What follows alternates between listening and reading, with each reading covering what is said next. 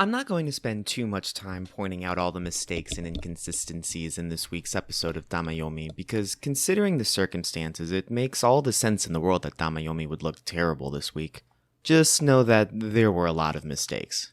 Whether it was the distorted bodies or the choppy between frames or the unpolished character animation, it was pretty clear that the animation team was out of their depth. All sympathy should be directed to them because I can't imagine a functioning anime industry in the midst of a pandemic when its normal operating procedure encourages rushed jobs to begin with. What didn't help this week's episode was its focus on action instead of a developing storyline, putting all the bad motion animation front and center. It was pretty painful to watch, but there were some cool things that came out of it. For one, we have our lineup set, and the team does an interesting thing putting their best hitter Nozomi at the top of the order. It demonstrates a very American style of baseball, and I'm all for it. We also get a cool sequence where Tamaki snaps Yomi out of a slump by reminding her that she's not going to let her breaking balls pass by like her other catchers would, and it builds an extra thread of trust between the battery. Yomi also debuts her personal psych-up dance, which is dope and I want to see it in every episode from here on out. What's really disappointing about this week's episode is how it presents a framework of competence and completely botches the execution. Some of the keyframes look okay, but most look rushed and distorted. I couldn't follow the ball half the time, I saw hair color changing on certain characters from shot to shot, and the ball players look incredibly stiff and robotic. The handful of motions that were done with CGI didn't help either. And when we exit the playing field for the final scene outside of the school, the animation reverts to its normal quality, which compared to the action scenes looks cinematic.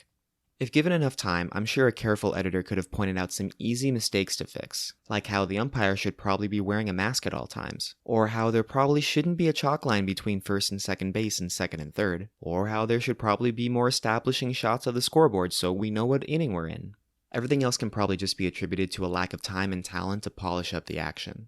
I was also expecting Major's second to spend its fourth season in game time, but instead it flashes us back to the previous year and shows the events that promoted Daigo to the captaincy.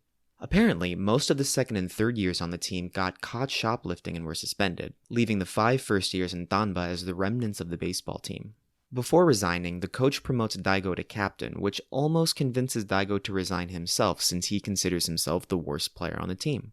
But after chatting with his family and getting some training from his dad, Daigo returns to the team and accepts the captaincy. Despite this being a flashback episode, we see some cool things come out of it. The biggest surprise was seeing a cameo for Shimizu's brother Daigo, who was a character from the original series that I did not hate and rather enjoyed seeing reprised here. In that vein, we also learned that the new center fielder Chisato is Fuji's daughter, which is less cool, and I don't know why this show wants to keep Fuji around. The coolest thing in my opinion, however, was seeing Goro train his son on the soft skills of being a catcher. Daigo wishes to learn about the mechanics of catching, but Goro starts him off with the power of encouragement, at first behaving like a brat and then demonstrating how much positive feedback affects the performance of a pitcher. This sort of communication is essential in the game and rarely gets touched on in stories like these, and the lessons Daigo learns as a game manager apply in most leadership dynamics. If there is one thing, however, this episode emphasizes that I wish it wouldn't, it's the vindication of traditional leadership structures. Major has always taken a conservative approach to social practices, and the way this episode validates the chain of command, crime and punishment, and the absolute authority of an appointed leader just feels way too familiar and regressive. Which is too bad, because the conservative social values of this show directly contrasts with its progressive views on gender. Strong girls not only appear on Daigo's team, but make up a majority of its players. They all have distinct personalities, flaws, reasonable motivations, and so far, not a single one of them has served as a romantic interest for anyone.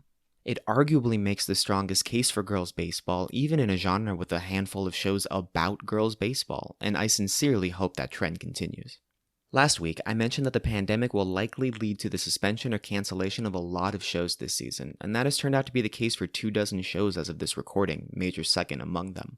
But despite the animation problems and what I presume to be the lack of popularity of the show, Tamayomi does not appear to be among the fallen as of yet.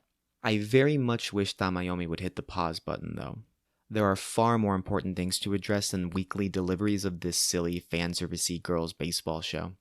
And if it gives the studio more time to polish up their episodes, then I'm doubly in support of a suspension. But just for the sake of doing what's right, please wait it out before returning to work. No one's going to miss this show in the meantime. As for Major Second, I wish its creators the best and hope they take as much time as they need to make the show they want to make. This season has already been a special one, and I would hate for something like deadlines amongst a global pandemic to halt its momentum. If there is a springcast next week, it'll be because Tamayomi somehow got a 5th episode out, and I really hope they don't. For everyone's sake, let's just all take a break.